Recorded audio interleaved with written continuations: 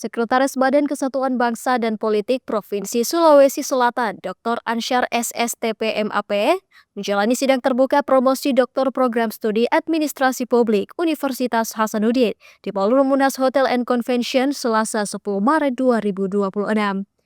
Dalam sidang tersebut, Ansyar mempertahankan disertasi berjudul Interactive Governance dalam Pencegahan Konflik Bernuansa Agama di Kota Makassar.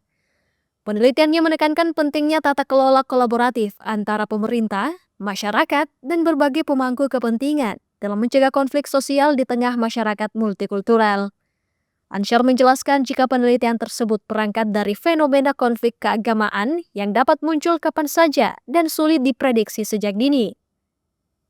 Dan salah satu tantangan terbesar dalam penelitian itu adalah proses pengumpulan data yang tidak hanya bersumber dari pemerintah, tetapi juga dari masyarakat, di mana sebagian data belum sepenuhnya terbuka untuk publik, sehingga memerlukan pendekatan khusus dalam memperoleh informasi. Memang tantangannya dalam penelitian ini tentunya bahwa memang terutama dalam pengambilan sampel data. Ini kan memang juga dalam mengambil data ini bukan hanya dari unsur pemerintah, tetapi juga ada dari unsur-unsur dari ex napiter ini. Ini ada juga perwakilan seperti itu, dan mereka ini belum terbuka, ada yang tidak terbuka, sehingga itulah adalah kata. Tapi ada juga yang terbuka, memberikan data, memberikan hal-hal apa yang mereka alami seperti itu. Ansyar menambahkan hasil penelitian tersebut dapat menjadi rujukan bagi pemerintah dalam merumuskan strategi pencegahan konflik berbasis kolaborasi berbagai pihak.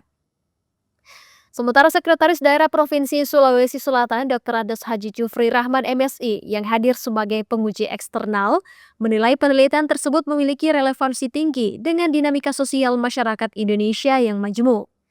Menurutnya, hasil kajian tersebut dapat menjadi rujukan bagi pemerintah daerah dalam menjaga stabilitas sosial di wilayah yang memiliki keberagaman suku, agama, dan budaya seperti Kota Makassar.